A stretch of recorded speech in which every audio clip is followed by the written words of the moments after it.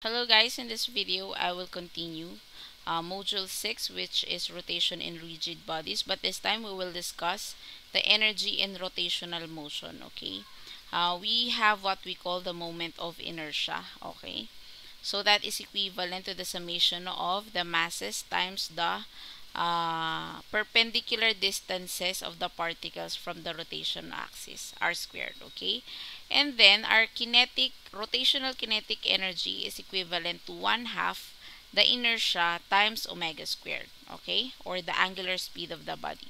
So let us apply that in example 5. Okay, a machine part consists of 3Ds linked by lightweight struts. What is this body's moment of inertia about axis 1 through the center of this A? So, kung ito yung axis ng rotation sa axis 1, so ang rotation natin is pa ganito. Tama? Ganyan.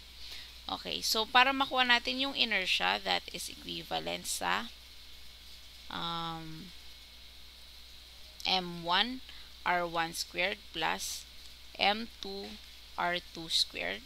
So, I is equivalent to the mass 0.10 at yung perpendicular distance niya do sa axis of rotation, that is 0.50 squared plus mass 2, this is 0.20, perpendicular distance is 40. Okay. 0.40 squared. Okay, so I is equivalent sa 0.10, 0.5 squared plus 0.2 times 0.4 squared. That is equivalent to 0.057 kilogram meter squared. Okay. So, ayan yung letter A. Okay. B, what is its moment of inertia about the axis 2 through the center of these B and C? Okay. So, ito yung axis B natin. So, kung yan ang axis natin, ang rotation natin is pa ganyan. Okay? Tama ba?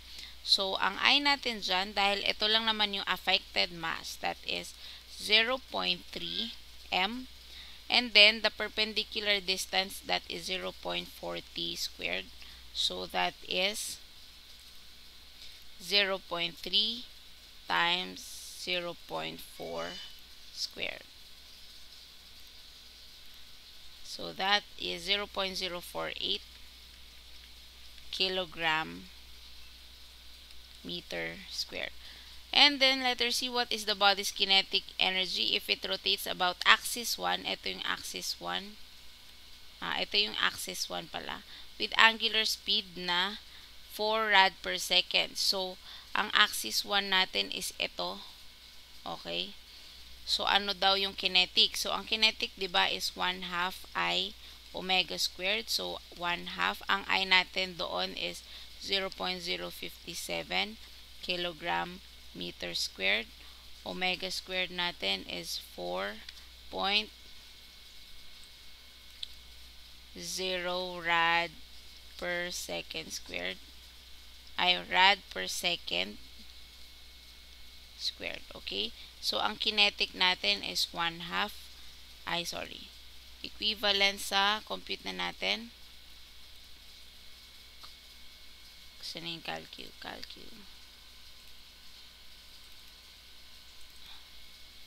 Yan. 1/2 times 0.057 4 squared. Okay.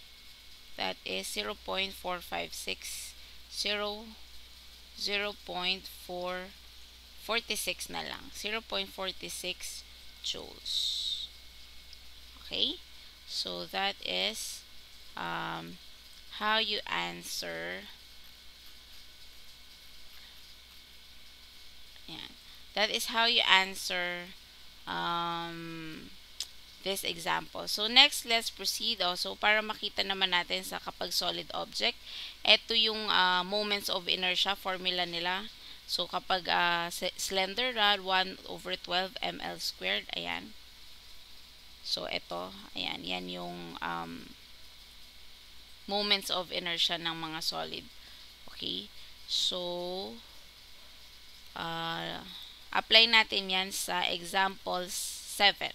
We wrap a light non-stretching cable around a solid cylinder of mass 50 kg and diameter of 0.120 meter that rotates in frictional bearing about a stationary horizontal axis. We pull the free end of the cable with a constant 9 Newton force for a distance of 2 meter. It turns the cylinder as it unwinds without slipping. The cylinder is initially at rest. Find its final angular speed and the final speed of the cable. Okay. So, una, syempre kunin natin yung inertia niya. Okay. Ano ba ito? Solid. Okay. Solid na circular. Anong formula niya? Ito. Dito siya papasok. Cylindrical. 1/2 mr squared. Okay. 1/2 mr squared. So, 1/2 50 kilogram r squared na 0.12 divided by 2 diameter kasi yan. Ay, tama ba? R. Okay, diameter of 0.120. Ang rotation ng axis niya is nandito. So, kalahati dapat. That is equivalent to 0.06 squared. Okay. And then, yan na yung I natin, 'di ba? So, 1/2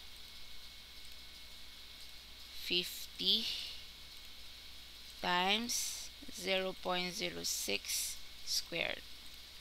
That is equivalent to 0.09 kilogram meter squared. And then we pull the free end of the cable with a constant 9 Newton force for a distance of 2 meters. Okay. It turns the cylinder as it unwinds without the slipping. The cylinder is initially at rest. Find its angular speed and the final speed of the cable. Okay. So, kung kukunin natin yung energy, 'di ba? Meron tayong kinetic plus internal energy. And then work, meron tayong work, 'di ba? Is equals to kinetic plus internal energy. May kinetic ba siya ng una? Initially at rest, wala. Internal energy, wala din. Meron tayong work that is equivalent sa force times distance, okay? And then, meron tayong rotational kinetic, 1/2 I omega squared, internal, wala. So, force is 9 Newton times distance na 2 meters times 1/2 I na, ano yung I natin? 0.09.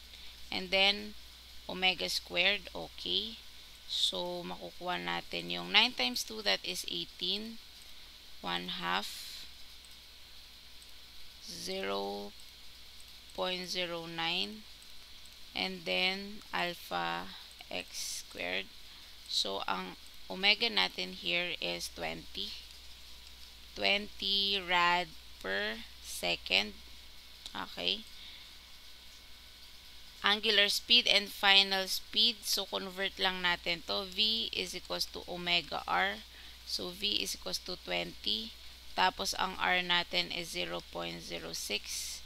So, V is equals to 20 times 0.06. 1.2 meters per second. Okay? Ay, sorry. So, ang V natin is 1.2 meters per second. So, this is our final answer. Thank you very much for watching.